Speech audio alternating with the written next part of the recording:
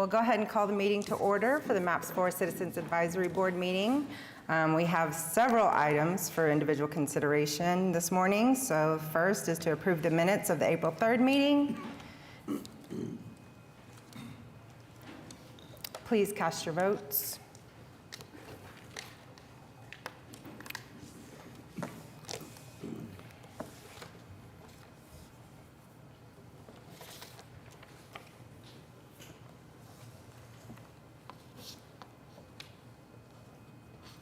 Is everybody logged in?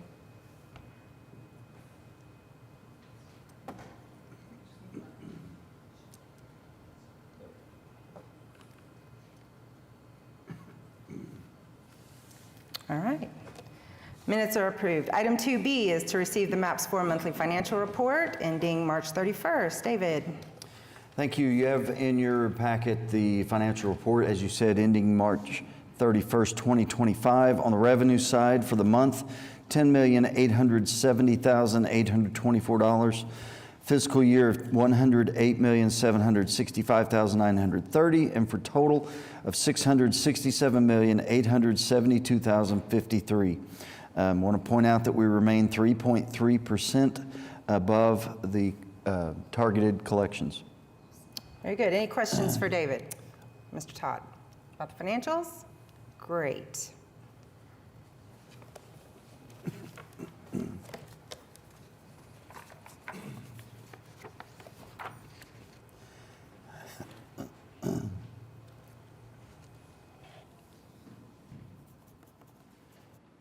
Did everybody? Very good. All right. Item 2C is the construction update on the MAPS 4 Fairgrounds Coliseum. We like to bring you construction updates periodically, and today we have Travis Pauley from Populous to show you the progress of the Coliseum. This will probably be your last update because we are dangerously close to being finished. Good news. Yeah, it's an exciting time to be here showing you guys an update on this. We're in a really exciting phase of the project. Like was just mentioned, we're getting close to completion here. So happy to be here to give you guys an update on it. So what we'll do today is walk through some construction photos for you so you can see where we are. We'll go through some of the cost updates and then just the upcoming schedule here that we're looking at for the next few months. So first of all, looking through some construction photos, I'll say all of these were from a couple weeks ago. So if you've been out there recently, you've seen it progress even further than this. I'm happy to say that the last panel on the exterior was put up yesterday. So the pictures that you see here are even more complete. But really exciting phase of the project on the exterior. The panels are all going up. We're almost complete around the exterior. Site work is going up all the way around. Planters and site lighting and bollards and everything are happening around the exterior of the building. Landscaping has started to go in since this picture. It's gotten a really good dose of water in the last couple of weeks, so hopefully that'll help it out. Sponsorship signage went up a couple weeks ago. It's looking really sharp on the signage front. You can see that those panels going in all the way around the exterior of the building, and the site lighting and planters and everything going in as well. Our north lobby entry signage went in that same day that the main entry signage went in, and interior sponsor signage is ongoing right now as well. Just a few more up-close shots of that signage and then around the other side of the building that you guys have probably seen when you've driven around on the highway. Jumping inside of the building, we're also getting really close on the inside. As you go into the main lobby here, you got your entry doors on the right. This is your big grand staircase, which is getting tiled right now with a really nice looking tile. And then over on the left, we've got our big feature ceiling element there with the big OKC inlaid into the ceiling. There's actually LED lights that go around those letters as well. So it's going to be a really great feature as you walk into the space. Just a really wow factor as you walk in. Those lights up above are lit up now. They're color changing LED lights. So a great feel as you walk into this space. Big, open, nice entry element. You can see the wood ceiling elements up there above that as well as the windows kind of up at the top of the stairs that you'll be able to see out of towards downtown once those are opened up. Looking back down that staircase, once again, you can kind of get the sense of scale. You've got our big open concourse space to the left with the windows looking out to downtown, our bowl to the right. Down at the end of this space is our main atrium bar. I'll zoom in on that here, where we've got a really neat copper installation going on that bar, the copper tile wrapping around it, and then that nice black and white tile on their back bar there. If I turn around from where I'm standing right here, then we're looking back over that nice big open lobby space. So you get a sense of that scale. You can see the wood ceiling going in up above you a little bit there, and that glass railing that goes all the way around that space. And then if I keep turning around, that's the view of the bowl. So seating is all installed. Railing is installed. The drink rail around the perimeter is installed and getting its final quartz top on it right now.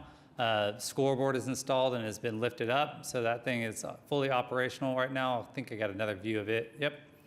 With the OG&E signage on it, so that tucks all the way up into the trusses, so that can completely disappear if we needed to, or come all the way down, and is controlled, as we'll talk about a little bit later, by a remote control. Coming around to the other side, the lounge area. So this is kind of our premium space that's inside of the seating inside of the lounge. This will all have caster seats. All the seats have a nice drink rail in front of them, so it'll be a really great experience in that space. You can see a view of those drink rails looking up at them here into the lounge space. Materials are going in throughout. Once again, this is when things start moving really quickly. So even since these pictures were taken, ceiling tile has been dropped in, lighting is all on in the space. So, but the materials are looking really sharp in the lounge space. Seating is installed. We've got the logos on the end caps, and so it's looking really sharp. You can see a closer view of that drink rail up above the seats right there as well. And then our seating in the suite space is even nicer seating. So our main concourse seating, these are all about 21 to 23 inches. 21 is our baseline. Really big, nice, comfortable size seat for everybody to sit in. Our suite seats are about 24 inches and have the monogrammed Oklahoma State Fair logo there, as you see. Finishes are going in our concession areas. In our suites, finishes are going in. Our nice wood wall in the suites, as well as tile and quartz going in. And even in our ticket office, so this is just about wrapped up since there too. All of our countertops, millwork, all that's going in the ticket offices and all the office spaces as well. And lastly, if we go all the way over opposite end of our main lobby, our north lobby space is starting to wrap up too. Some of these finishes you can't see because as soon as they finish, like the polished concrete floors, they're protecting those. So that's what you're seeing on the floor there. But we wanted to give this north lobby a nice treatment as well, even though it's not the main lobby of the building. It's where a lot of the users will come in that are coming from the Super Barn side. So similar to the feel to that main lobby, but just a little bit scaled down. It'll have the OG&E signage that'll be kind of floating out in front of those wood slats there as it wraps down the wall. And then jumping over to our escalator there, those are all operational right now. They're finishing those out as we speak. And then a nice tile wall that leads you up, just a really nice material palette as you go up this escalator with the wood ceiling above you and the tile there on the wall. All right, cost updates. We do have a change order for you to present to you this time around. There are several relatively minor items in here and then one major item that'll stand out to you. I'm going to try to jump through these pretty quickly since we've got a lot of them, but I'm happy to answer any questions you may have on them. So number one and number two are kind of tied together. The scoreboard hoist that we have requires a separate controller, and the fairgrounds also for their operation, how they want to operate it, asked to include a wireless remote with that controller. So that is to add the power for the controller and the wireless remote for those two. Paving construction scheduling had to do with the scheduling around some of the events of the fairground and having to stop construction and remobilize for construction. The relocation of a concession sink was a conflict that we had where the sink couldn't fit where it was originally intended to be, so we had to relocate it to the back wall of one of the concessions. Junction power is bringing the power up to one of the junction boxes in the catwalk that didn't have a power connection. Catwalk ladder cage, that is the ladder that's going from our catwalk up into our actual roof space where we added the OG&E signage, OG&E Coliseum signage on the big, very, very top of the roof. We had a fall arrest system on that ladder. After being installed, everybody working out there was like, we need a ladder cage too, just because this is so high up. We know the fall arrest is safe, but it just needs it for the extra level of safety, and we agreed with them, so added that in there. One of the inspectors that came out wanted us to add, they required us to add stainless steel panels around our exhaust hoods, so that's what item 7 is 18 inches of stainless on either side of our exhaust hoods at our concession stands. The lighting transformer has to do with that big OKC entry element that you saw at the main lobby. the lighting in that LED light is a different voltage than what we had supplied, so we needed a transformer to connect that lighting. Power to our walk-in heat trace, walk-in freezer heat trace was needed to be added. Entry plaza steps, we just needed to add a couple of rails because those steps were modified, and that's the added railing that was required for the modified steps. Fairgrounds wanted to add a carbonation system in the back bar of the atrium bar, so that is the power for that carbonation system that they needed to add in there. The asphalt change is upgrading the asphalt to the new city standard of asphalt. When this project went through, it was an old standard. They've since updated their standards. Technically, we probably don't absolutely have to, but for the best practices and what the city has seen in the old standards, we think it's best to go ahead and update to the new city standards of an S5 asphalt there. Removal of Nordic seats. So this one is, there has been a lot of interest voiced to the city and the fairgrounds to save some of those historic seats for all different kinds of parties and shows and people that have used that facility over the years.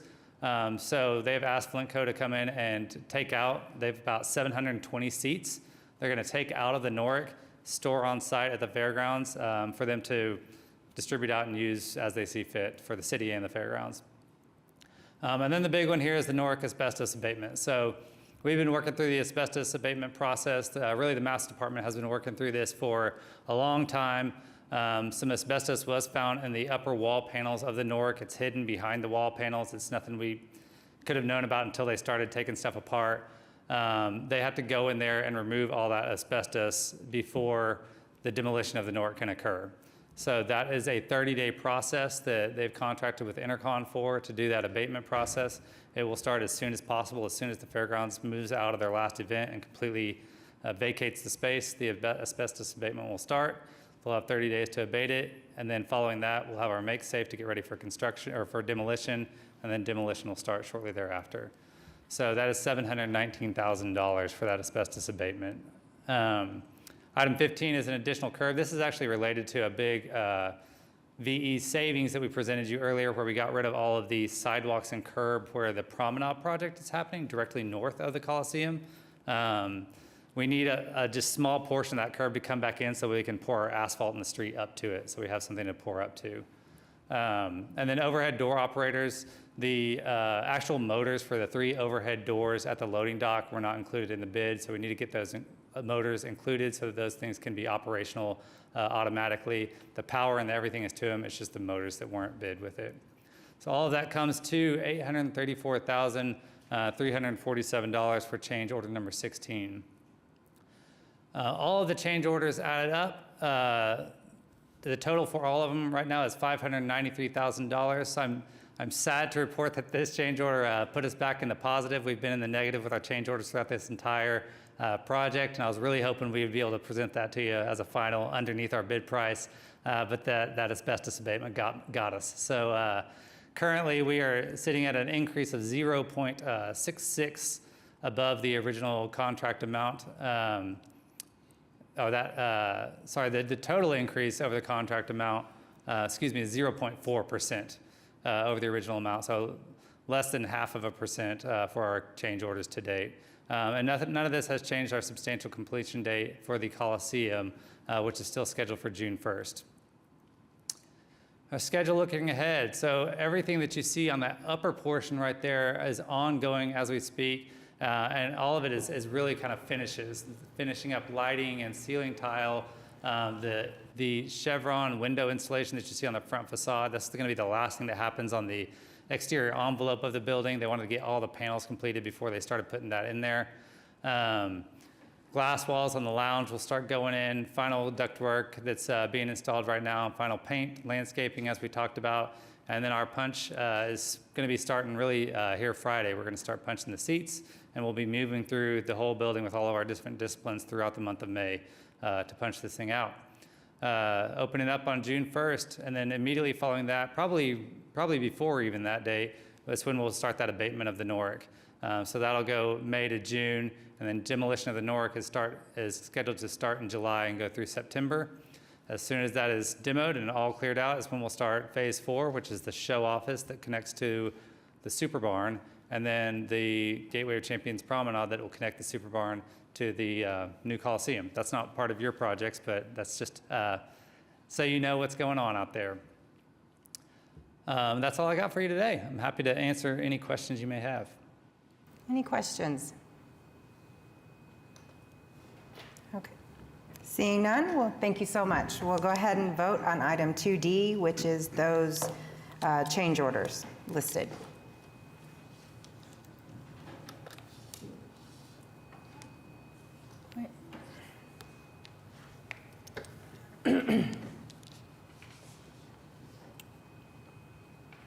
Thank you. Item 2D carries. Item 2E is a construction update on the Maps 4 Diversion Hub. So we have Matt Hedgren from Reese Associates here to give you an update on the diversion hub. Good morning. Thank you for having me today. Again, my name is Matt Hedgren with Reese Associates here with Rachel Bundy, and we get to give a presentation of where we are with the Diversion Hub project. It's been a great start to the project, partnership with the Wind Construction and the MAPS team here. So I'll walk through a project overview, construction update, and then talk through the cost impacts and construction schedule. To give you a brief overview of where we sit, we're again on just over 2.5 acres at the southwest corner of Linwood Boulevard and Klein Avenue. It's a 2-story facility that's just over 35,000 square feet split between the 2 floors. Last time we were with you, we shared a lot of photos that were the construction happening from the ground down, a lot of concrete pier talk and utilities, but now we've been able to rise up out of the ground. So today's pictures, you'll get to see a good sense of scope in the building. You can see here, this is standing on the south portion of the site looking north. This is a shot that you can see the center spine of the building that rises a little higher than the other sides of the 2 floors, and you can see how this building is really going to take shape. And I'll walk around. This is the same view, but from an aerial shot on a lift, so you can see into that 2nd floor area and get a little sense of scope. The 2nd floor area is a lot of employee spaces, break room, open workspaces. So we continue around the site, standing on the east portion of the site. Again, from an aerial shot looking west, you can see this is what will be the main entrance of the building. Where the crane sits is the public parking as people come into the main door that is on the east side of the facility. This is a similar look to what you see in the rendering from the initial slide. Great use of materials that will cover this portion of the building between different types of brick, stone, and on the center spine again that you see there, and we'll see in this next photo, that is a 2-story glass wall that you'll see as you drive down Linwood. So that'll be a great view of this facility, and you'll get to see a lot of action of people coming in and out of that facility using the services. As we rise up, looking down on the 2nd floor, this is again an aerial picture from a lift. This shows the joists that are beginning to span in between the steel, as you can see there in the bottom of the photo, and then the metal decking going on top of that. That was happening over the past couple of weeks and will continue to happen as we go through the next 2 weeks, and that will eventually have a concrete floor that will be poured on the 2nd floor. This is looking down the center spine of the building, standing on the north part of the site. This is where the public lobby will be, and so this will be again covered with glass. You'll have a great view into that and see through the center of the building. This gives you a little scope of scale as you stand in that portion. And then as we walk through the 1st floor of the building, we begin to see some of the spaces taking form. This is a view looking northwest into a future training room for the diversion hub. This is a large community room that will be able to be used by services, and then has an operable wall in the center and can be divided into 2. This shot is a typical steel column base connection. I show this because our last presentation we talked a lot about the concrete piers that are basically underground columns that go down roughly 50 feet to the bedrock, And this is the way we connect to that system. So the steel that you see in the prior pictures connects to each of those piers. There's over 80 piers on this site, and there's a leave out there that you see where those connections are made. That will eventually be filled in with concrete and covered with flooring, but that gives you a little sense of how the structure of the building eventually works down into the bedrock to give the structural stability. This is a shot of the electric floor heater slab voids in the north lobby, along the north lobby and the south lobby where we have the great glass walls. We have floor heaters, so as you come in and sit in that lobby, if you sit in the winter close to the glass, you're not going to feel the chill of the Oklahoma winter, so that'll give a really nice feature to those spaces. And then again, as you look on the inside of the building, you can see while interior walls are not framed out yet, they're beginning to be lined out on the floor. This is the view looking into the public restrooms on the northwest side of the site. And then stepping back outside the building pad, we've made final connections for the stormwater installation at the building footprint. So that gives a view of where we are in the overall construction part of the progress. And where we sit with our costs, I present to you proposed change order number 2 today. We have 5 items that I'll walk through quickly. The elevator shaft, HVAC. Upon start of construction and working with local elevator inspector, we were informed of an updated requirement to have dedicated HVAC system for the actual elevator shaft to maintain a temperature. And so adding a split system to that shaft is just over $19,000. The electric floor heater controls, you saw the box outs for those floor heaters.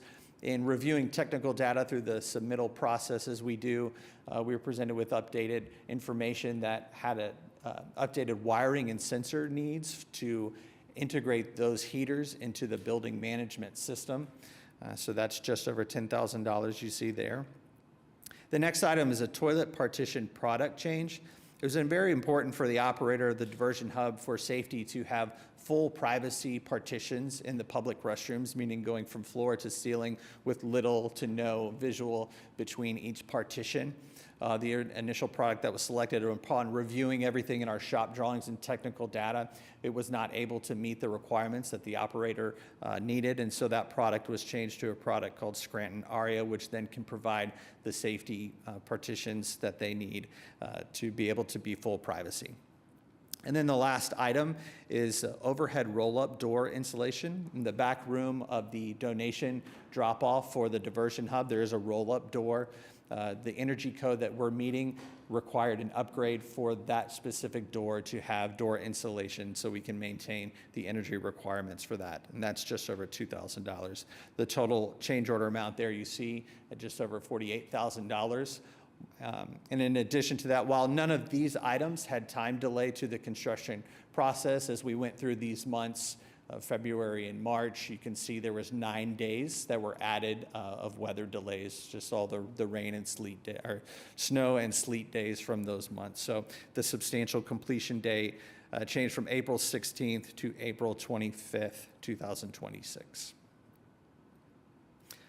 To look at the cost summary to date, you can see the original contract amount. Last time I was with you, we approved change order number 1, just over $40,000, and then the proposed change order number 2, that puts our proposed contract amount at the line item that you see at just over $15.7 million, and that is a 0.31% increase over the original contract. With our 3-month look ahead, as we, some of these things have already begun, the exterior framing and sheathing. As you drive by that site, you'll see that red steel that is up that we saw in the pictures. Then you'll begin to see the studs that are beginning to frame out that portions of the building. So that will continue to happen all the way through June. Roofing installed, and the building will be weathered in from now into the first week of June. As you drive by now as well, you'll see the construction fence is about 8 feet in because we're now tearing up and working on the construction for the sidewalks on the perimeter of the building. So that will happen over the next month. Rooftop equipment will be installed the middle of May. They're starting May 15th. And MEP rough-ins will happen at the end of May throughout the summer. We'll begin interior drywall, framing and drywall just at the end of May, and that will go through the summer as the building is dried in and weathered in.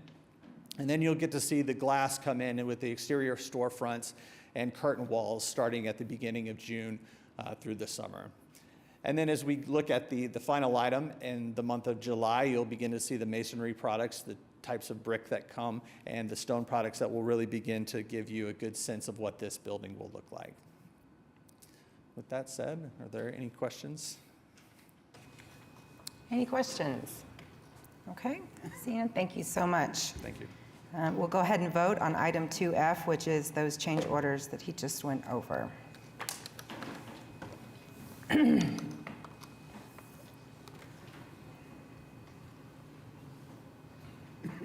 Thank you. Item 2F is approved. Item 2G is to recommend approval of the amendment number 2 to the architectural services contract with SA Studio for the Mental Health Crisis Center. So the reason for this amendment is that we were able to increase the construction amount because we received a generous donation from the Arnall Foundation for the project, and also the land was donated. So therefore, we were able to take about $3.7 million and put it into construction. That increased the architect's scope of services. Therefore, we have this amendment for his fees. Any questions for David? Okay, then we'll vote.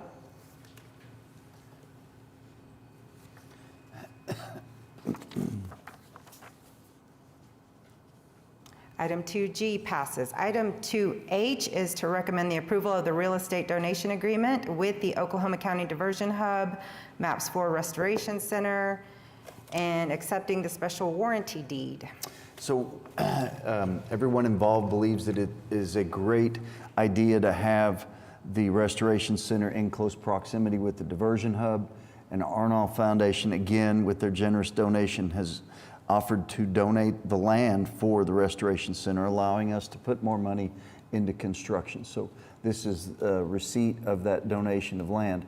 I'd like to add that there's actually 2 parcels of land, and we dropped the ball and should have had 2 items on here. What I'd like to do, if it's okay with the board, is go ahead and send both of those things to council, and I'll bring you that other item back so you can see it, if that's okay. Everybody in agreement that that would be okay? All right. Then we'll go ahead and vote on item 2H.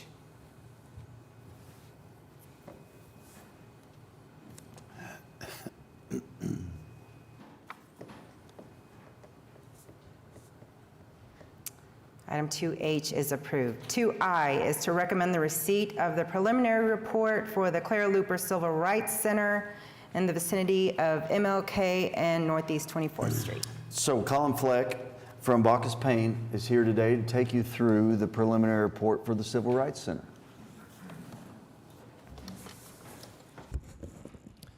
Good morning. Thank you for having me here today. Excited to be here finally. It's been a while that we've been working on this project, but we're excited that it is rolling right along here. Let's see here. I've got a clicker, don't I? Let's see. Let's go ahead and start out with the project site. So north is to the right here. So this is North Martin Luther King Avenue, and between the streets Madison, 24th, and 25th.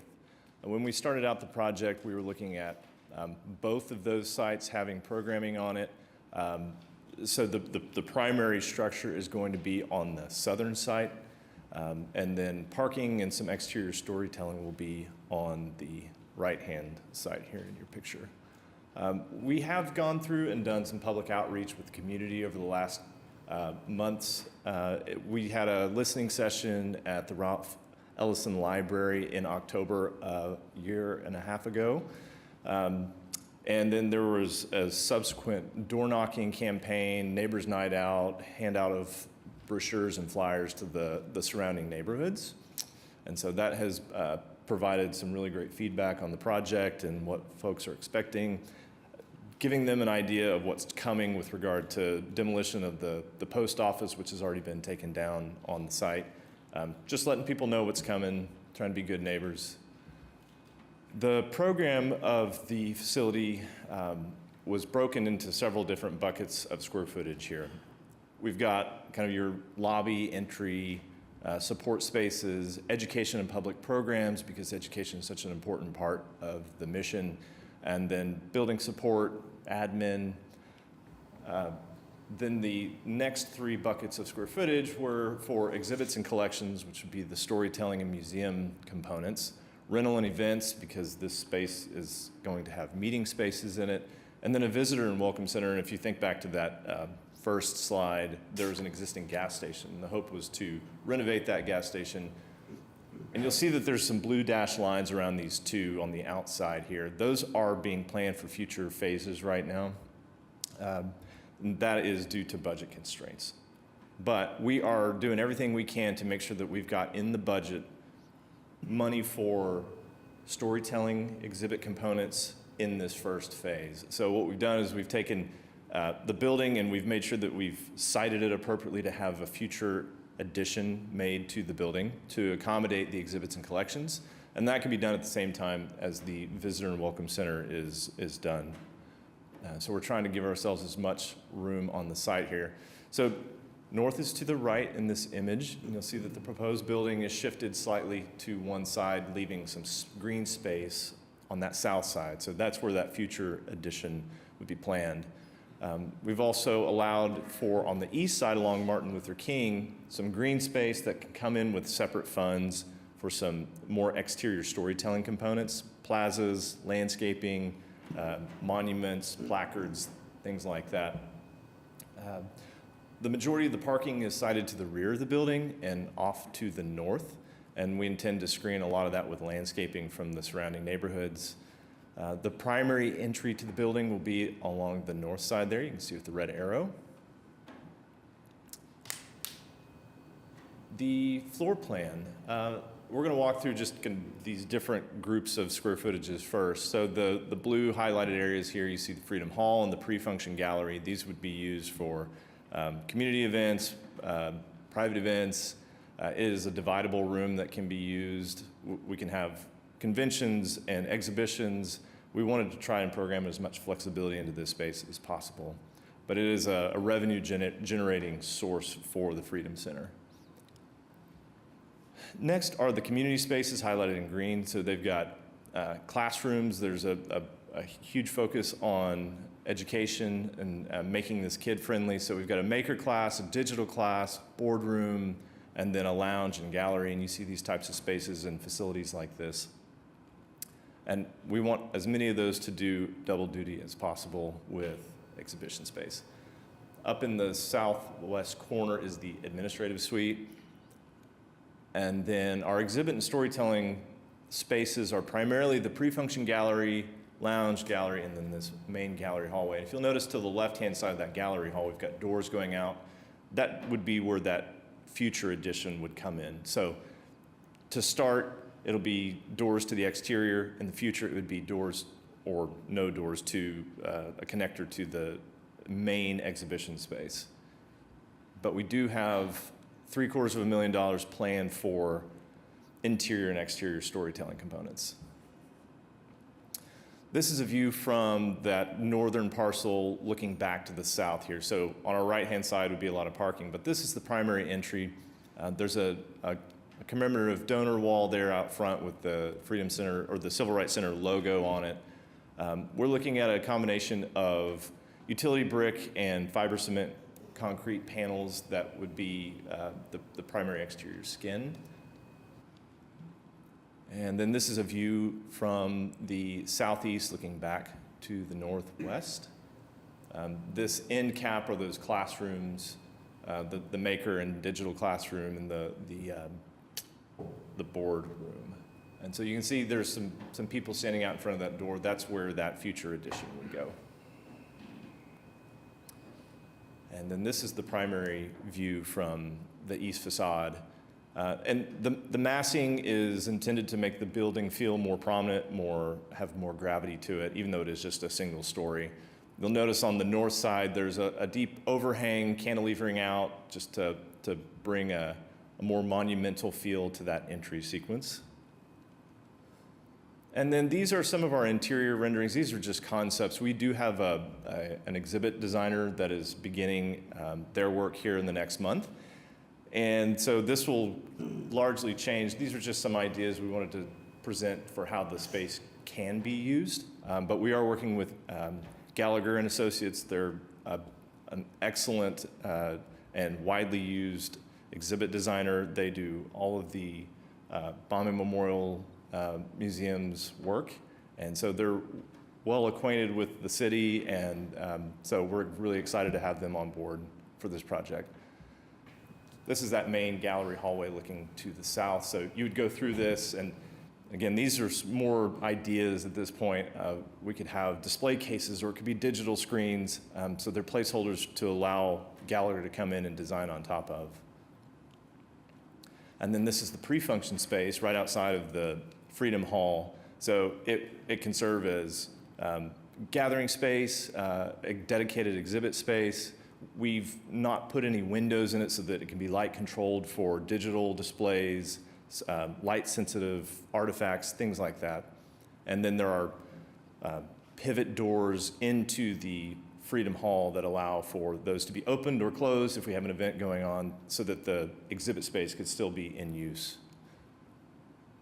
This is the MAPS 4 budget summary for the project. The limits of construction were $11.811 million. And I'll just click on through here. We've got some outside funds coming in around $500,000 to $600,000.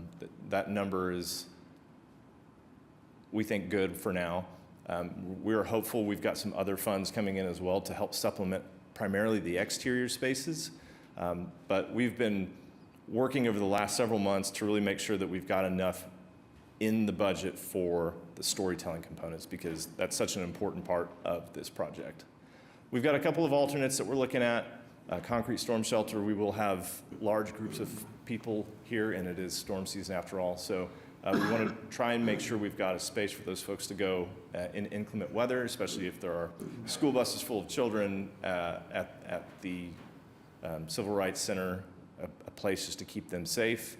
We're also looking at and working with OG&E on power line burial along MLK. We were out there just this week, and there's an incredible amount of power lines, communications lines on both sides of the street, and we'd like to just cut down as much of that as we can. So we have ongoing conversations with them about this particular piece of the scope. That number is just to dig the hole, put some concrete duct bank in, and then we would have to work with OG&E and the other communications partners to see what that final cost would be, but that's just an ongoing conversation at the moment. And then our schedule right now, we're looking at finishing our construction documents at the end of this year and letting it go out to bid in January. So it's been a lot of work to deal with budgets and things like that, but we're here, and we'd love to keep going, and we're excited to get going on the construction documents for this project. That's what I have for you today. Any questions?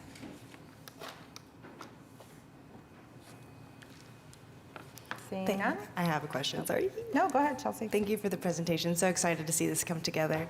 I'm seeing that the design process is about to be underway. Will that include an opportunity for more public art, or I guess some color? So far, all the design seems a little institutional, if I do say so myself. So. Yeah. I think the interior specifically has a really good opportunity for that. And when we've gone in and looked at what Gallagher Associates have produced in the past, they use color quite a bit. And so, yes is the answer. Especially on the exterior, we think that there's opportunities for some of that as well. There's an exterior projection mapping that we're looking at for the outside to actually project onto those concrete panels so that they have a little bit more life, a little bit more color, especially in the evening. So that's one of the components. Another component that's been looked at is like a playground that would not fall within the budget, but letting that bring some color to the project as well. So Cool, thank it's you. been a discussion. And more landscaping would help a lot. Yes, definitely. So we're working, again, that's another sort of sidetrack item that we're looking for outside funds for that aspect of it to bring a little more life to it. Thank you. Any other questions? Okay, Thank you so much. Thanks. Appreciate it. So we'll go ahead and vote to receive this preliminary report.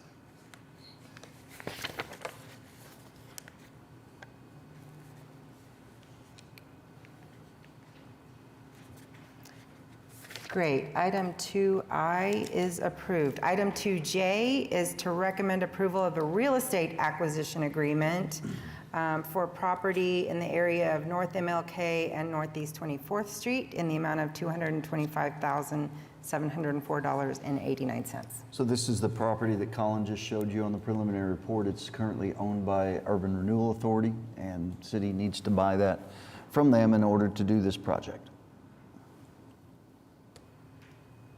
Any questions for Mr. Todd? Okay, then we will vote on item 2J.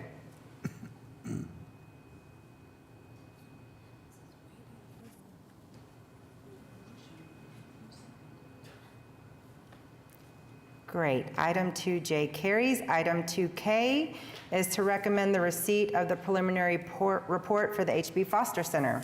So Branson Young from JHBR is here today to take you through this preliminary report. Good morning. Okay, good morning. My name's Branson Young. I'm with JHBR Architecture. And as Mr. Todd mentioned, we're here for the preliminary report for the Henrietta B. Foster Center. We'll go through the project scope, kind of the design progress as we've been going through this project, and then also the project schedule as we see it going forward. Henrietta B. Foster Center is an existing community center that's being remodeled and repurposed as a business incubator. It's on the far south boundary of the Innovation District, and so we've got that kind of highlighted there off of Northeast 4th Street and North Lincoln. So there you see the existing building with the 2 parking lots that are existing on each end of it. That existing parking is not adequate for servicing the entire property, and so we've gone through the process of acquiring the property to the south to outfit that for additional parking. So the existing building there being in red on this plan, you see the 2 outboard parking lots that are existing and getting rehabilitated, and then the new parking lot to the south. We're also creating a new kind of main public entry to the building on the south facade there as well, and also accommodating a little bit of detention there for storm drainage. The first floor plan, so we still have the kind of existing public entries on the north side of the building. We're going through and renovating that north facade to bring back some of the historical character. It was renovated in the 80s where they applied EFS over the existing brick and that kind of thing. We're trying to bring it back to its original character from the late 40s, early 50s. So if you look at the top of the plan there, that's the north side of the building. You come in through those doors, there's kind of a loose flex work area there in kind of that blue area.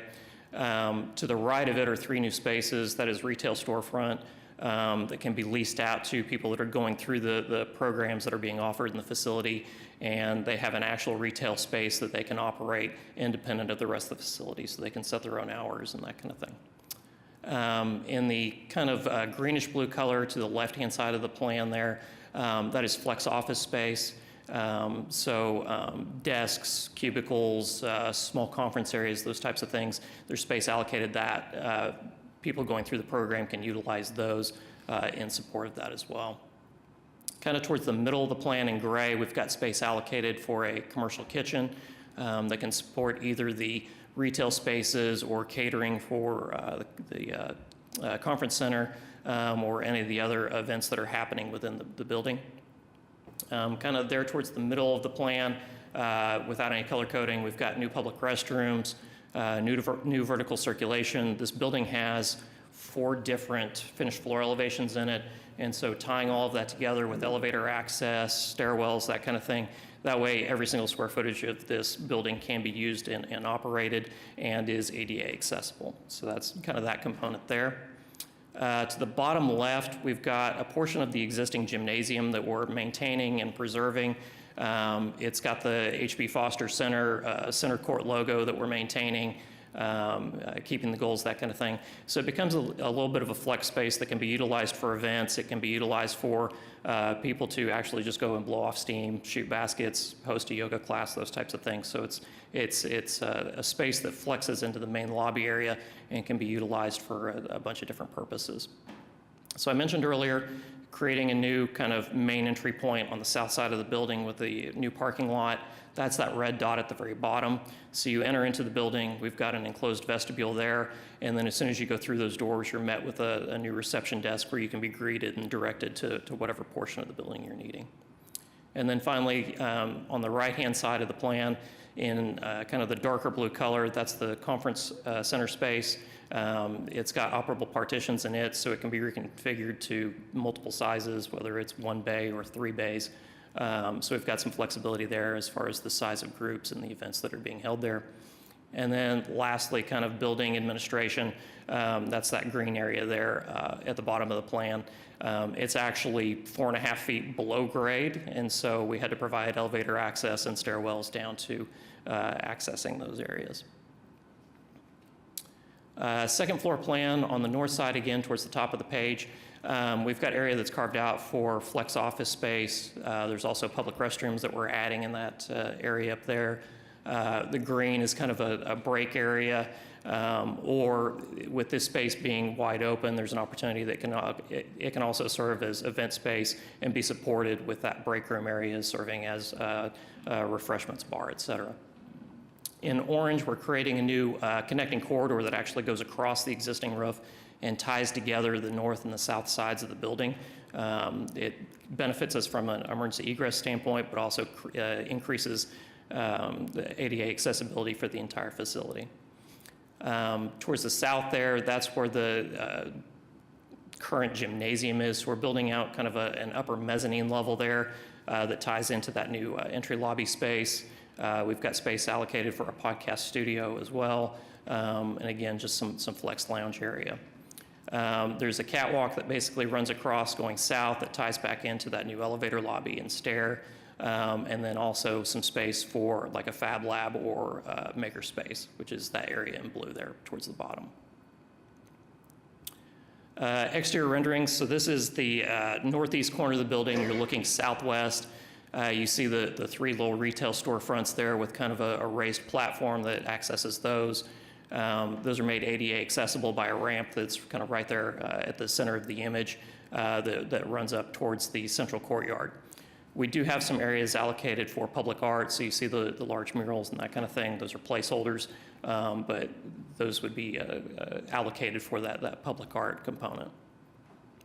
On the north facade, like I mentioned earlier, taking off that existing ephes, patching and repairing the brick, trying to restore that. The existing overhang there at the entry doors currently has some ephes on it, and they've radiused the corners and that kind of thing. So we're kind of taking that back and squaring up the edges and cleaning things up a little bit on this facade. So this is going to be the northwest corner looking back southeast. We've got a little bit of a component there to give mention and honor to Mrs. Foster and her contributions to the city. And so we've got sort of that memorial item there. The red stairwell that you see there, that's a emergency stair that serves the second floor on the north side. The rest of the building, we're patching and repairing the existing ephes, bringing in a little bit of color, but mainly just trying to kind of clean things up, keeping all of our attention focused on the north and south elevations of the building. So as I turn the corner, so this is down on the southwest corner looking back to the northeast. The upper area there that you see where it says Foster Center, that's currently windows. We're going to remove those and install a cow wall or a transparent panel so we get some natural lighting, but it's heavily diffused, so it's not direct, harsh, south-facing sunlight. Gives us an opportunity for a little bit of signage in there as well. On the first floor, we're actually creating new openings that are the same widths as that glazing system up high. That way we get a little bit of visibility and some natural light on that lower level where the gym is, and then creating a new kind of outdoor plaza that we can do food trucks or sales, those types of things. So there's kind of a sort of a communal area that's available there as well. And then I mentioned the new main entry to the building. That's where the canopy is there, kind of towards the right-hand side, with a little bit of a signage tower there kind of marking that location. One of the items that we're looking at is opportunities to remove the overhead power lines, which you see there. There's currently one that's right in the middle of where our new entry is, so that is already built into where we're going to remove that power pole, and then looking at opportunities to remove the two outboard ones as well. Once you come in through that new south entry, enter into the vestibule, this is where you're greeted. So there's a new reception desk. We've got a new monumental stair that takes you up to that new mezzanine level. The podcast studio is right there where you see kind of the little square window. And then we've got an operable partition between that lobby space and the basketball gym. So you get the opportunity to open that up and to flex that space all the way through the lobby, but also give you kind of some visual ties between that gym and that lobby space. Again, this is kind of the lower plinth of that monumental stair, so it's got a little bit of sort of a spectator seating or a learning stair component built into it, then the monumental stair taking you up to the mezzanine. You see kind of the catwalk component there on the right-hand side that takes you over to the new stair and elevator core that gives us ADA accessibility for the entire facility. This is a view inside of the gym looking back towards that lobby space. And then the upper level, so you're standing on the mezzanine level at the top of the stairs, looking back towards the main entry and the basketball gym, the podcast studios to the right-hand side, and then there's a little bit of flex lobby seating up there as well. And then a view of the conference center. Again, it's one large room, but we have the ability to flex that into 2 or 3 smaller spaces, depending on what the needs are.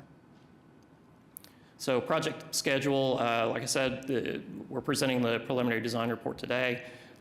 We have the final design scheduled for November of 2025. We'd be bidding the project in January of 2026, and then construction in January of 26 through May of 27.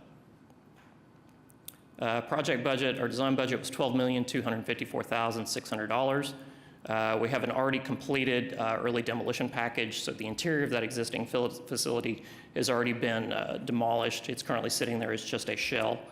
And so that was $181,030, leaving us $12,073,570 remaining on the project. As of right now, our cost estimate sits at $12,058,538, so we're slightly around $15,000 under budget currently. And with that, I will open it up to any questions. Questions?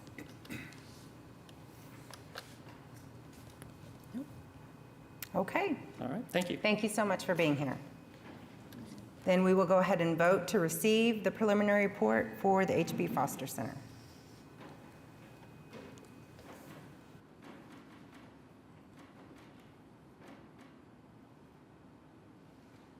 Item 2K passes. Item 2L is to recommend the approval of Amendment 2 for the engineering services contract with Team Designs for the park enhancement, public space transformation, river.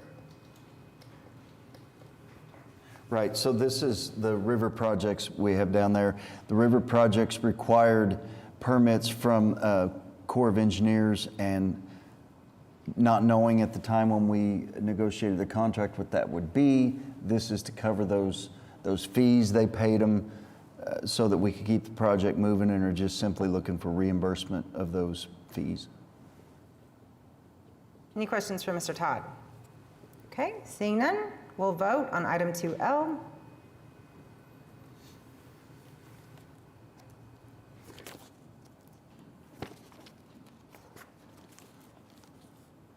Item 2L passes. Item 2M is to recommend the receipt of the site evaluation report for the youth centers. Their contract specifically said that they would provide a report. You saw the site evaluation last month. It was approved. Council has subsequently approved that also. This is just really a formality of bringing you the formal report that will be in our records. I didn't think that you needed another presentation. Any questions for Mr. Todd? Okay. We'll vote on item 2M.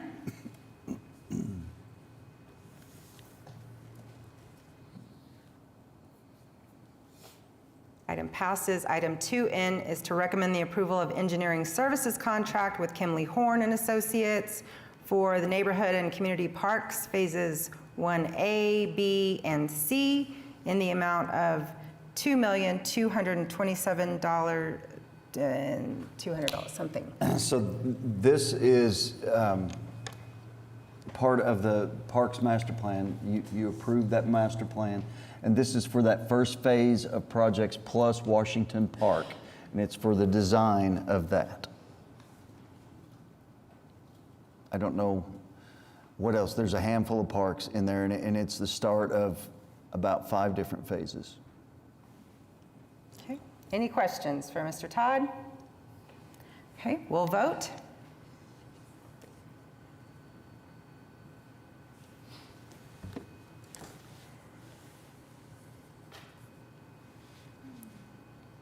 Great. Item 2N passes. Item 2O is to recommend the approval of the master plan for the beautification. Right, so Daniel Spurley from Guernsey is here to take you through the master plan for beautification. Welcome, Daniel. We can't wait to see your quick presentation on beautification.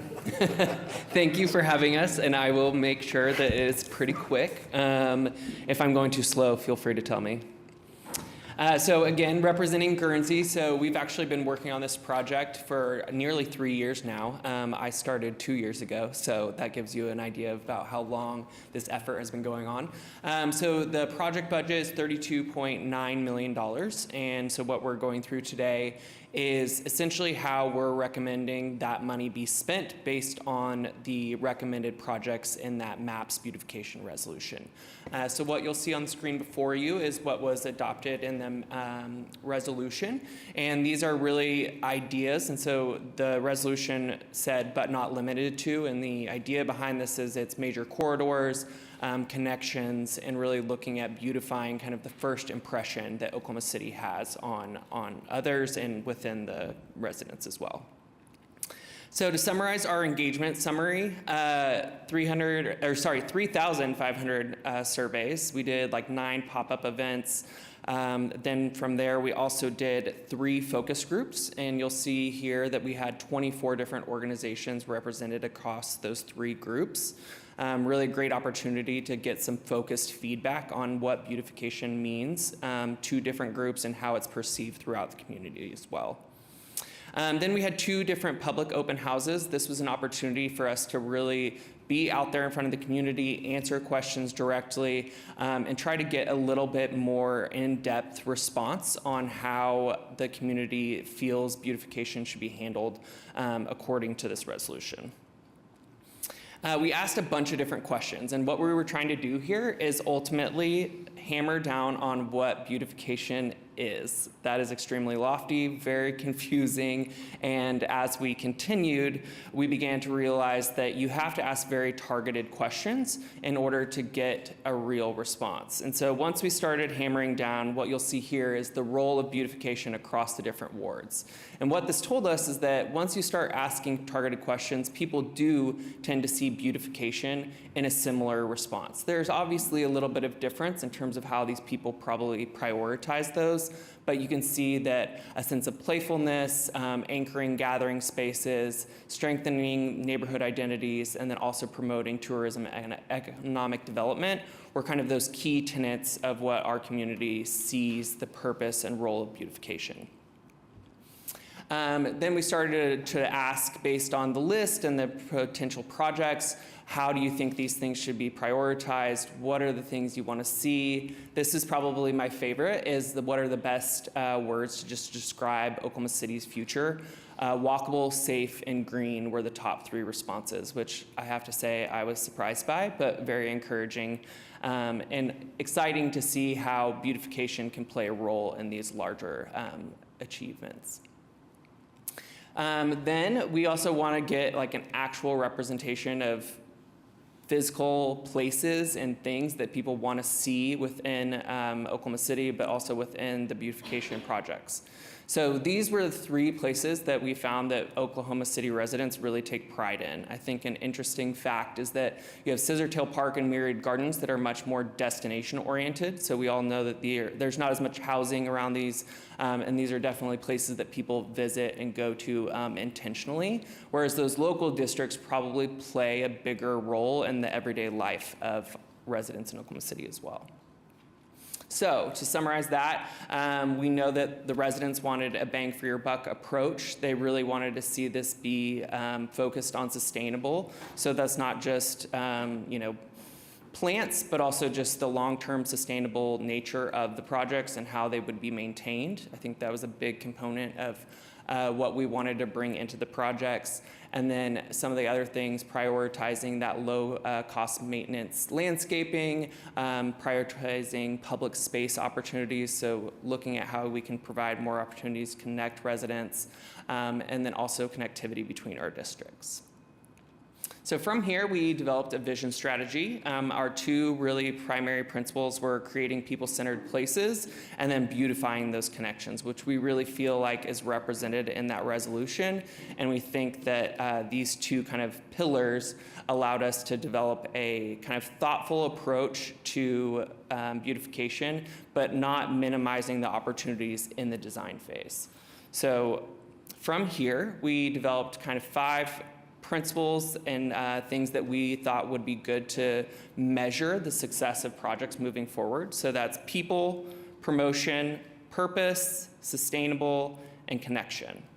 So with these 5 things, we actually developed a beautification palette. So within each of these different principles, we developed physical interventions that represent those. So for people, that could be seating, that could be lighting, things that are really oriented towards the pedestrian or human experience. Promotion, so this is opportunities to promote Oklahoma City, promote tourism, bolster our image, and show that we're proud of what we've done. And then purpose is that we want that to be an intentional project. We want it to have meaning behind it, and we want the community to be in support of it. And then again, that sustainable component, looking at long-term sustainable cost maintenance, but also just the livelihood of the project itself. And then connection. So from here, this is the proposed project map. And it's very similar to what you'll see in that resolution. Ultimately, what we were trying to do is really think of the recipe and the scope within these project areas and what beautification would look like within that specific context. So moving forward, what I'll show you here is the table and how these projects would be phased out. To note, most importantly in my mind, is that the 2 bridges that were over the river that were mentioned in that resolution were ultimately removed because of the ODOT construction plan. So they're on an 8-year construction plan, and both of those bridges are actually included in it. So we didn't feel like allocating money in this project is going to be really useful for the community, but also knowing that there's future improvements that are going to happen. And then the other one was Route 66. There was a stretch, so long stretch in Oklahoma City of Route 66 that includes different alignments. And the one we had originally suggested was near Overholser, but recently we found out that Bethany and Yukon are actually both working on a gateway project over in that direction. And so we felt like moving that and focusing on something that's maybe more contextual to Oklahoma City and less on the fringe would be a great opportunity for the Route 66 Centennial. So that's coming up. And we selected, we're recommending, so we'll actually move straight into this, the 23rd and Classen intersection. And what's really interesting about this is kind of the convergence of alignment 2 and alignment 1. So the original Route 66 alignment came down 23rd Street and up Classen. The second alignment continued down 23rd Street.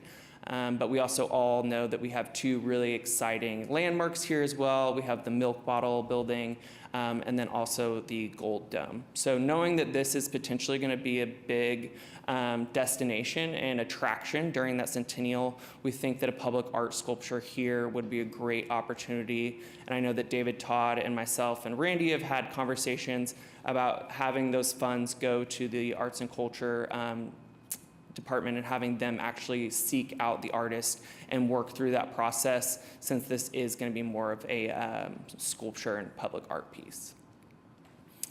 So continuing here, here's some examples of existing monuments and just existing Route 66 improvements, some within Oklahoma, some outside of Oklahoma. And this is representative of every project throughout the master plan, as we really wanted to give a large scope from kind of a lower cost improvement to a higher cost improvement. So again, not limiting the opportunities that can take place in that design phase, and for the community to have more of a voice in that process as well, is we wanted to create a recipe. And so we've included those kind of placemaking items for each of those principles and the kind of things that we would like to see, but not prescribing specific things. So more about the types of improvements and the types of beautification that would make sense for this context, this type of project, and then allowing the designers to kind of respond to that, and then that would really be in the next phase. So currently we're actually in phase 1. So looking at phase 2, the first projects would be Route 66, the Bessie Coleman Garden and airport approaches. So you'll see airport approach here on I-44, and then State Highway 152. And then from there, in phase 2, so first phase of projects and the design phase, we'd also have the Reno and Eastern Bricktown to FAM corridor. And then moving into phases 3, 4, and 5, we'll have the pedestrian bridges in phase 3. Really excited about the opportunities here and looking at how these really do provide an incredible connection for pedestrians and for residents in these areas, but also a really exciting opportunity for those to be a gateway and maybe a public art piece that showcases our city a little bit better than the infrastructure today. So let's give you a better idea of that first bridge, the second bridge. I'm sure most of you are familiar with these. Driving under them, it's always like, are you going to see someone actually up there? It does happen. Okay, so then here, again, showing that kind of range of opportunities from a lower cost, more kind of tactical, temporary, and then some that are more permanent and more costly. So trying to show a range, but then allowing for that beautification palette to really inspire designers in how they're going to respond to this contextually. City entrances, so we're actually looking at, these are meant to be opportunities to showcase our borders and really to allow visitors to understand when they're coming into our city or leaving our city. It's something that has sparked really interesting discussions throughout this project about what is an entrance, what is a gateway, what does it mean to kind of like mark our boundaries. And I think what we've found is that it's surprisingly important to really a vast multitude of residents that live on the fringe to see that and to know that like they're also kind of included in this urban boundary. While they might live in a more rural setting, they're still a part of Oklahoma City. And I think, as we know, with 600 square miles, there are a lot of more rural setting areas in our city. And then Ralph Ellison statue would also be in phase 4. This one has not had a location determined for it, so that would actually take place in this next design phase of looking and identifying a potential stakeholder that would be interested to provide space or provide additional funding, and look at how these funds could potentially create a new statue, but as well as maybe a plaza or public kind of like tourist opportunity. We have the Clara Looper corridor, big topic of conversation. So we have the east and west entrances. So you'll see this is really this corridor between Martin Luther King and then the highway, or I-35, excuse me. And then the next would be closer to the Capitol. I think people have probably seen the monument on this side more. The other one's a little bit more hidden and harder to see on the side of the road.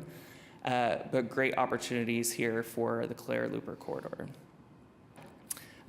Showing you some of the examples that you'll find within the master plan. Again, large opportunity in terms of what the actual interventions will take form as, but we did not want to limit any opportunities as much as possible in this phase.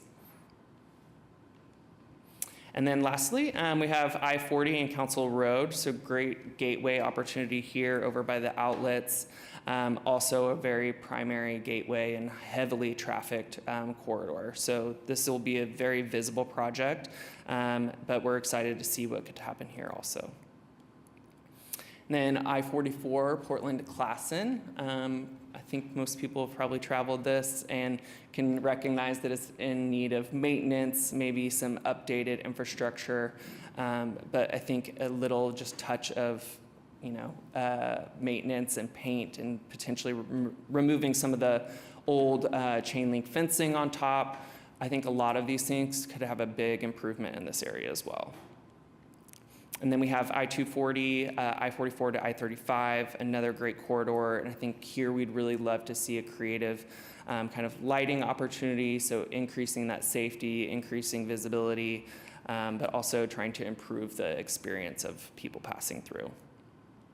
And before I finish, the last project is the $1 million for trees. And David and the MAP staff and other stakeholders, we've had a large discussion, and we've actually recommended that we move those to phases 4 and 5 and really try to work through in the next phase of a process that would allow for really any interested party to ask for those resources, to ask and submit a request for trees, but we would in response ask for a maintenance agreement. So the important part here is trying to find parties that can kind of agree to the long-term care and maintenance to ensure that they're taken care of to where they're fully sustained on their own. But identifying those partners, I think, will be probably a process in itself. Now I'll take questions. Chelsea. Saw that one coming, didn't you? Very lovely presentation. I'm so excited about all of this, including just the data that we've gathered that we can use as a city to really validate these efforts, which I think is really, really awesome. Just specifically want to call out the Route 66 Centennial, and so glad to see Classen and 23rd identified as a great location for that.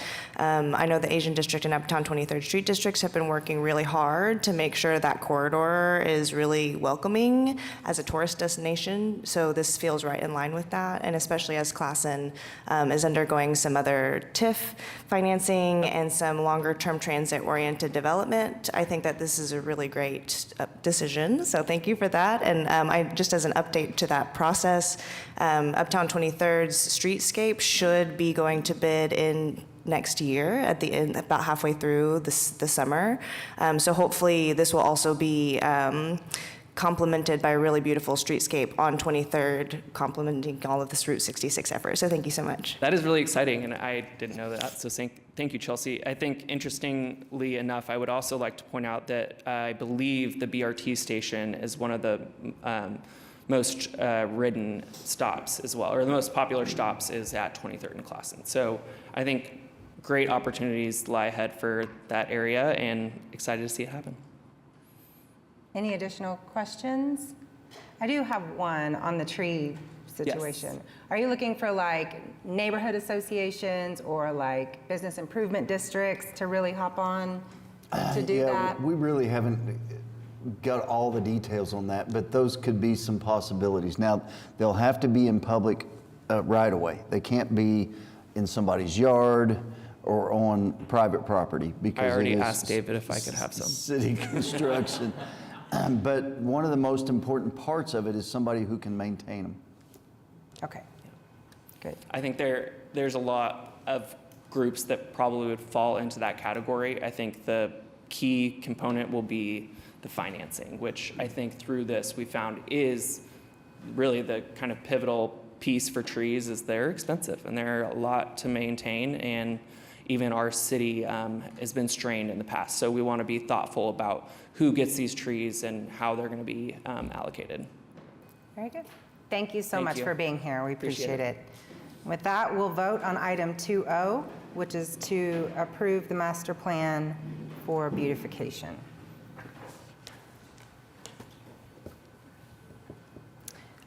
Item passes. Item 2P is to recommend the approval of the architectural services with C.H. Guernsey and Company for beautification.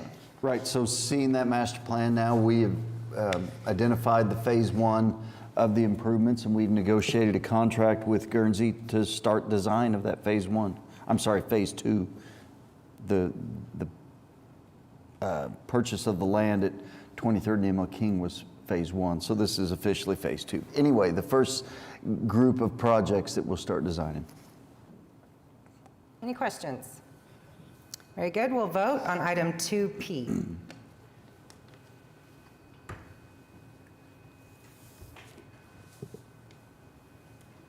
And it passes. 2Q, recommend designing the Route 66 project as public art. So Daniel mentioned this. Typically, public art is 1% of a construction project, but we feel like this project is more of an art project than a construction project. It would be better that an artist provide this icon that will be out there for Instagram moments for people to come by and see, rather than a contractor building something and then trying to put something on there. So what we'd like to do is just designate this completely as an art project. And I'm just looking for your approval on that. So meaning we would need to move funding out of this project into the city, for the city to handle, similar to how we did the animal shelter art project? Yes, so typically that 1% goes to the planning department. Randy Marks and his staff does all of the call for artists and does that whole process. This would take that whole $1 million and send it there so that the entire project would go through as an art project. Any questions on that? To our planning department, to Randy and his people. So I believe that's how we handled the art at the animal shelter. It is. It's the same project that we use for the 1% for art, but what I'm saying is instead of just 1%, we want to give the whole project. Very good. And there's people on the subcommittee from, I think, a different. So Randy will contact, and there will be people from the subcommittee involved in the selection of the artists and selection of the work. I think Leandre heads that up, right? Right. Yes. So it worked very well, I think. We'll basically just go to bid as an art project, That's seeking right. an artist That's only. right. Okay. Does it help the timing of the project? It does help the timing a little bit, but mainly I think that it helps with what can be used as art, instead of us hiring an architect and paying those fees and building a bunch of concrete and footings and all that, and then getting just a little bit of art. That way it becomes a much larger project. Thank you. Any additional? We don't often do this, and I don't know that we will again, but this is one case that I think really lends itself to this. As far as the art project, though, I mean, it will still be overseen. Like you said, there wouldn't be the footings and everything else, but it would still have a construction aspect to it as far as someone who understands how that part of it works. Yes, it will. If there needs to be footings or foundations or whatever, Randy's group through that artist will be responsible for that. Okay, thanks. And I think it worked well because I served on the committee for the animal shelter art project, and the artists are very well-versed in structural pieces and what they need. And they hire their paths. own consultants And as they need them. Yes. Okay. If there's not any more questions or comments, we'll go ahead and vote on item 2Q.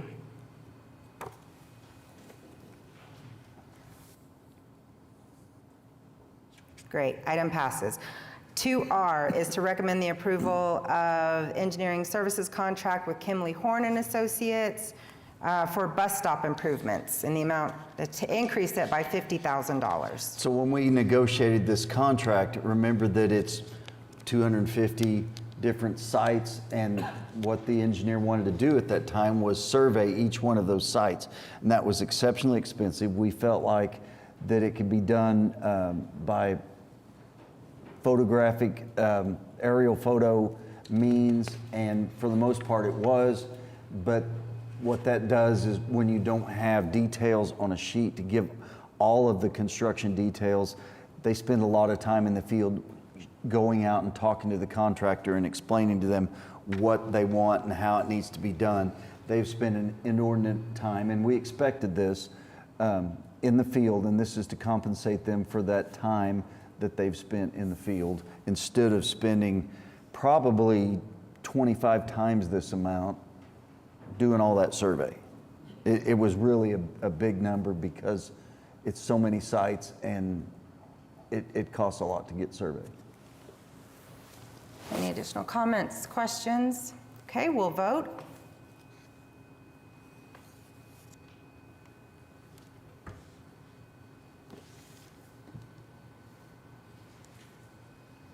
And item passes.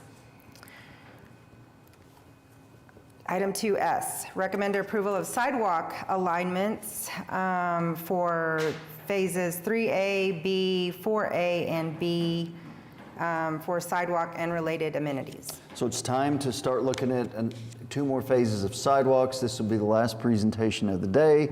AJ Kirkpatrick is going to take you through what we recommend for the next group of sidewalks. Thank you. Yes, last of the day, but David promised I could still do the full hour that it took me last time. So I will do this as fast as I can, guys. Phase 1 and 2 are well underway. We're almost done with phase 1A. Phase 2, we're almost done with design on both of those phases. So it was time on the implementation plan, which I'll show you here in a second, to start talking about these. This is the total budget for connectivity. We're talking about the 96.6 and actually a little subcategory of that I'll show on the next slide. So we're actually talking about 61.3 of that sub-budget. That is, and then we have broken that out into 5 phases, which are each 2 packages. So there's 10 packages that we are doing across the entire, and that's all 10 of them. Up at the top there, we are, if you'll focus in mid-25, we're talking about phase 3A, 3B, 4A, and 4B. And so what we'll show you needs to eventually be broken out into 2 packages per phase, so 4 packages total. So this is directly from the resolution. This is one where we go back to the resolution a lot just to make sure that we are checking all the boxes. It was for sidewalks and sidewalk amenities and placemaking, including but not limited to trees, sustainable infrastructure, landscaping, drainage, public art. So that was directly from the resolution. And further, it specifically names pedestrian priority areas, which are PPAs, I'll say a lot, schools identified by the Bike Walk OKC plan, and so that was just schools that were not within PPAs that the staff felt like were still in need of sidewalks and important connections to residential areas, as well as districts and community assets, including Clara Looper Corridor, Capitol Hill, Stockyards, Windsor District, Old Britain, MAPS Youth, and Senior Wellness Center. So especially on those last ones, we have felt that we need to make sure we check every single one of those boxes before we talk about anything else, and so this is us continuing to try to check those boxes.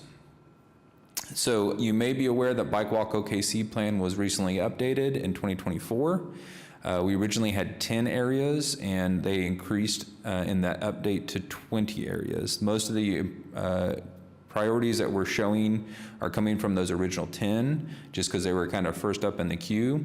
But I'm showing you all 20 and just really quickly, as a side, we did a really good job of building sidewalks around downtown and the neighborhoods immediately adjacent to it. Then we stopped building sidewalks for 80 years as a community. And then once you get past that, we reintroduced development requirements. People had to build sidewalks. And so the planners talk about a donut in that middle zone. And those PPAs are really that middle zone of where we have our greatest sidewalk needs. So when we get out into the far-flung parts of our community, where we have some of the schools I'm going to show you, the sidewalks generally are there. We're just trying to create some final connections. The ones in these zones, there's really a complete deficit of sidewalks in entire neighborhoods. So phase 1, as a reminder, hit Northwest 23rd and Classen PPA, Quail Creek, Britton Road. That was to connect to the ongoing Britton streetscape in the commercial district. Phase 1B was Southwest 44th and Penn, South Walker and Southwest 44th, and that was around Southwest Integris. And then far south, OKC, which is down by high school, and the new senior center. Work in phase 2 is underway. That hit a lot of places along Northwest Expressway, including the 63rd and May PPA, Lyrewood Lane, which was viewed as a transit priority. There's a lot of multifamily in that segment. And then also Phase 2B, the one that's wrapping up design is, there's a small section, the Adventure District on 50th Street, the OHC surroundings, and that's the neighborhood directly northeast of the OHC. And then also to the north of that, the Northeast 23rd and MLK Boulevard PPA. So for Phase 3, what we are proposing are all the green dots, and I'm going to walk you through each one of these. So I'm not going to dwell on this slide, but generally a strong preference on the west and the south in this package. And then in Phase 4, a lot more on the south side, and then we're picking up just a couple of schools on the northwest side that I'll walk through here. So there are 2 school packages, one in each of the phases. This is the Phase 3 school package. And I'm going to walk you through each one of these, starting on the northwest at Surrey Hills. So this is Surrey Hills. On this map, the red is what we're proposing. This segment came back to staff as a very strong priority when they were doing citizen outreach for the GEO bond package that's going to vote soon. So this is viewed as a high priority for that Surrey Hills community to get them to those neighborhoods to the west. This is John Marshall up on Northwest 122nd. There's this weird little gap of sidewalks right there. There's a lot of multifamily on the other side of the street. So we're just filling in that gap for John Marshall. Greenville Elementary School. I'll take an aside here to say down there in the blue box, now that we know where the youth centers are, you may remember the resolution mentioned we need to hit those youth centers eventually as well. So this ended up being a nice timing because we were already talking about trying to serve that Greenville Elementary School on the upper right, and we went ahead and decided to connect all the way over to the Melrose Park, which is one of the 4 youth center sites. And it will also connect to that Council Grove Elementary School, which is part of the Western Heights District. Just as an aside, we will be planning to go back and address the other youth centers in Phase 5. That's already got a pin in it for then. I think this is the last one for this package, Western Heights Elementary, Middle, and High Schools. So they're all on one campus there at Southwest 144th Street, or sorry, Southwest 44th Street and Council. And this is primarily just to get the kids over to that neighborhood to the west. Oh, one more. Down at Southeast 89th and Sooner, we got Sooner Elementary School. So we'd be connecting both the neighborhood to the west and to the main arterial Sooner over there. So Windsor was one of those districts that was specifically named. This was one that started off bigger, and the staff was able to find other funds to address MacArthur on the far left. So this is really to address Meridian and 16th Street corridors. That is one of the areas that is working with the city and the commercial district revitalization program. When you're looking at these maps, yellow represents other funded sidewalks. You can see the blue there on 19th. That's the bike route that we have added through the bike lanes funds through MAPS 4. And then we're working on the red again on these. Stockyards has gotten a pretty good infusion of cash through some other means, the Better Streets, Safer Cities. They're also part of the Strong Neighborhoods Initiative right now. This is to kind of finally build out that full grid that exists to the southeast of the main commercial corridor, but also to hit the arterials of Agnew and 15th.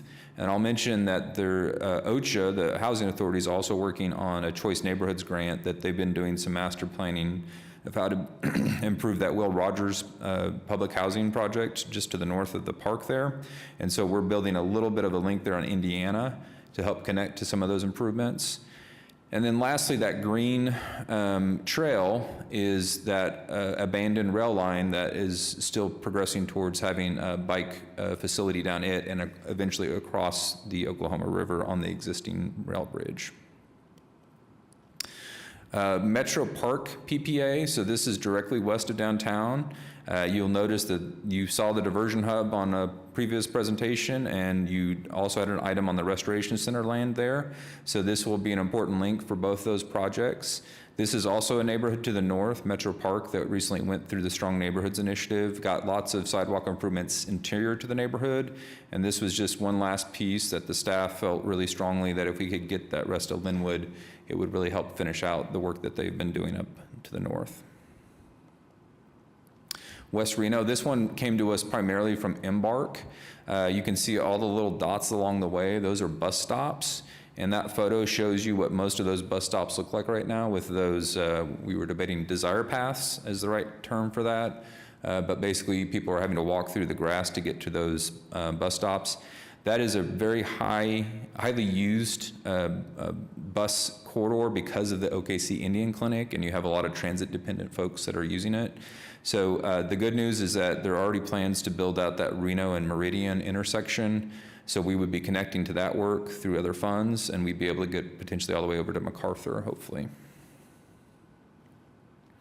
So you may remember that there was the specific mention of placemaking in the resolution, and so we really wanted to try to focus on what we could do in those commercial districts that were named. A lot of those did get Better Streets, Safer Cities funding right before this, and so there was a little bit of trying to figure out how do we layer all these dollars, but in this package, in package 3 here, phase 3, we want to set aside some money specifically for that Windsor district I showed you earlier to the west, as well as Stockyard. So this is in addition to the sidewalks that we're adding. And that, we believe that will primarily focus on things such as public art, custom bike racks, trees, planters, and benches. It could mention any of the other things that were mentioned under placemaking as well, though. And those are conversations that are ongoing with the staff that work with those districts more regularly. And then also in that amenities bucket, we're proposing for Britain, the city did a very great streetscape for the commercial corridor in Britain recently. MAPS came in and attached to that and built out sidewalks to the east all the way to I-35, and that was something in phase 1. One of the last things that they feel like they really need to complete the whole experience is this median at Classen and Britain. And so we are proposing that we use some of the amenity-specific funds to help them build out their vision for that into some sort of placemaking, probably some sort of small civic space for their district. I should mention on the commercial districts too that because we have recently given such an infusion of funding to a lot of those districts, a lot of our conversation focused on how do we, rather than, is it most important in some of these districts to put money back into the actual commercial boundaries, or is it the next priority that we need to connect to the neighborhoods that surround them? And so in a lot of the cases of what you've seen in this first package, it's us trying to actually connect the neighborhoods to the commercial districts that are adjacent. It might surprise you, but there are not actually sidewalk connections to the streetscapes that we've done in some of those commercial areas. So phase 4, this has 2 different grants in it. The first one, the city planning department was successful in using $720,000 of MAPS funds as a match for 2.78 total budget for what's called a Safe Routes program. And so that's another 5 schools that they were able to assist through these funds. Those are, again, for schools in the bike walk plan that were outside of PPAs, and this will be, MAPS will manage the design, and ODOT manages construction on the TAP grants. So these are the 5 for that, and I'm gonna quickly walk you through those, starting in the northwest with James L. Dennis, and that red line is the proposed scope of work off of North Rockwell. Rollingwood Elementary School at Northwest 63rd and Grove. You can see the red lines there. Rockwood Elementary, so this is very near those pedestrian bridges. They're actually, that came up in the beautification plan. There's one right there that's visible actually. So it's on the west side of I-44 between Southwest 23rd and 24th. Oh, that one also connects you to Lorraine Thomas Park, which was another plus. And then Bodine Elementary is on South Bryant at Southeast 44th, and that connects to the Metro Tech South Bryant campus and Bodine Elementary. And then Fisher Elementary, which is on Southwood Drive at Southwest 119th. You can see just a small segment that's needed there. The second grant that the planning department was able to get is $800,000 of MAPS funds was used to get a total of 2.4 for the I-240 corridor. This is very exciting for a lot of us that have talked about I-240 for a long time and the lack of walkability. So all the red areas there are what we would be improving through the total funds between the TAP and MAPS. Similarly, MAPS would manage construction, and design, and ODOT would manage construction. While we were looking at this one, we also noticed Santa Fe. So this is directly north of 240. It was really in need of sidewalks and had a lot of community services along that. So we thought we'd go ahead with some of the excess we had and try to improve that area as well. So that hits Southern Oaks Library, the Southern Oaks Rec Center, Southeast Middle School, the City County Health Department, and Hope Community Services, one of our mental health nonprofits, all have locations just in that small stretch of South Walker. Jumping to Capitol Hill, this is another example where they've got the streetscape. They recently went through the Strong Neighborhoods Initiative that helped with some other sidewalks near that, especially on 23rd. So we're gonna go ahead and continue that 23rd corridor to the west, and then eventually down Chartel to connect to Mount St. Mary's, to the east and down Shields, and then around 29th Street. If you are familiar with the BRT route, this would be along, the BRT would be exiting downtown, down Shields, and then turning on 29th, right where those sidewalks hit. There was recently a streetscape for 29th that was finished, but it stopped there at Robinson, so we would be trying to improve the remainder of that from Robinson to Shields. And then because the bus rapid transit is not going through Capitol Hill, but will stop at 29th and Harvey, that will be the closest, one of the two closest connections for pedestrians to walk to Capitol Hill. So we thought it was important to improve that segment of Harvey from 25th to Southwest 29th Street. And this would be to do some additional pedestrian amenities, would again be in that bucket of amenities. So there's several things. That photo is probably a little small on your screen, but that is a very wide street, so it's very open to a road diet situation. We're looking at maybe doing some bump outs to shorten the pedestrian crossings. That would also help clean up some of their parking availability, which would help the commercial district to the north there. So once you create those bump outs, that also becomes a great place to do some additional plantings. But just trying to make the walk a lot more enjoyable for people that are using the BRT to get up to Capitol Hill. That's the corridor I'm talking about with the purple. And then Southeast I-35 PPA, you'll see all of that is on Shields. And just to zoom out for a second, this is, I think, one of the really exciting things about everything we're proposing here. This means that if you go back to that Capitol Hill and we had Shields to the north, this does Shields all the way down to 240. We do sidewalks along 240. So you have continuous sidewalks for that entire loop for the first time in our history, which I think is really a really momentous thing once we pull it off. And then also we're supposed to, per the resolution, help the Clara Looper corridor. We're going to broadly define that to also include around the corner to the Clara Looper Civil Rights Center. And this project, you saw in the previous presentation from Colin, in his renderings right now, he's showing those yellow spaces as grass. We would really love to help them build out their full vision. That's not currently in the budget. To eventually have that be more of a civic space that could have some interpretive elements as part of it.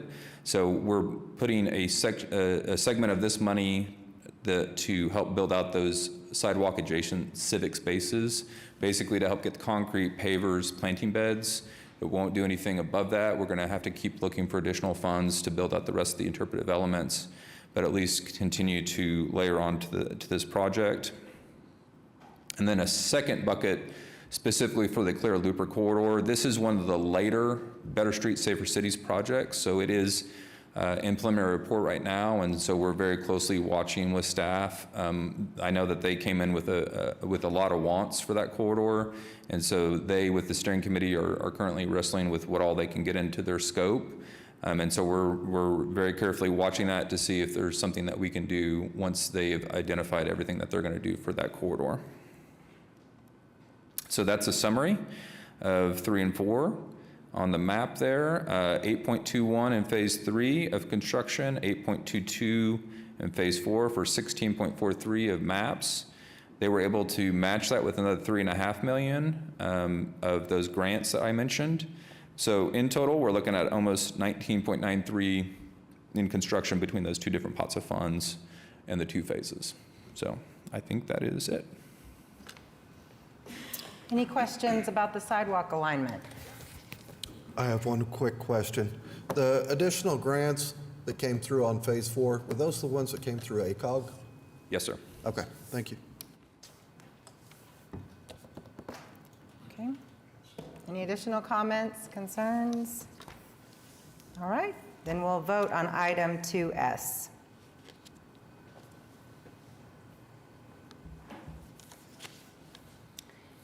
Item carries. Item 2T is to recommend the acceptance of project for the Katy Trails connections in the vicinity of Northeast 10th between Grand and Windermere Avenue, and Air Depot Trail and Air Depot Boulevard between Southeast 59th and I-240.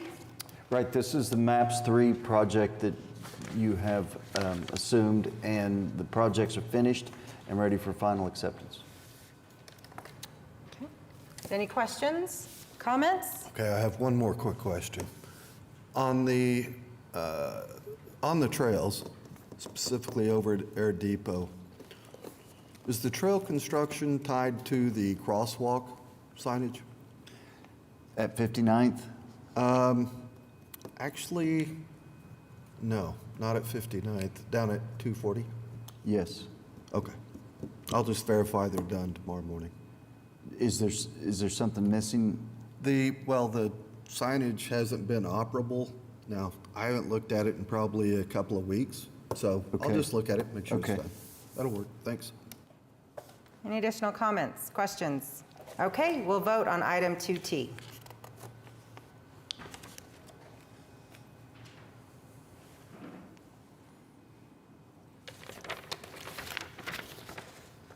Thank you so much. All right, item 3, any discussion items? No. Item 4, any subcommittee reports? All went well this week? Good, good. Item 5, any updates, Mr. Todd? We've touched pretty much on everything today, but I just want to add that there is a groundbreaking on the 9th at 10:30 for Palomar.